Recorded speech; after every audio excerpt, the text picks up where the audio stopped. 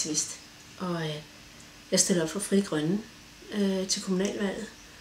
Sådan et nyt venstrefløjsparti.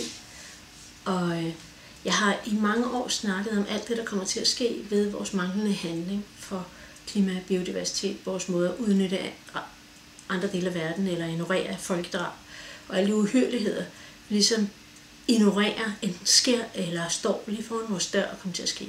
Men rent faktisk, så er jeg også i en masse kredse, hvor der er virkelig mange løsninger.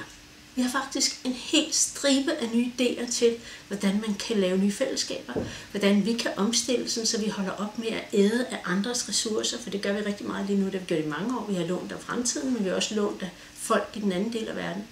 Men hvordan vi kan omstille og få nye værdier, hvordan de værdier kan give os dejligt liv, varme fællesskaber, en følelse af at finde frem i den her losthed, hvor virkelig mange af os render rundt med en telefon i hånden hele tiden, og tror, at det er det, der kan give os varme og glæde i livet.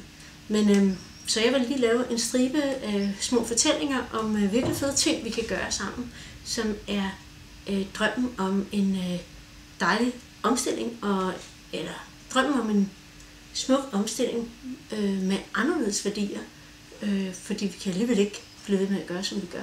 Så hey, let's go, man!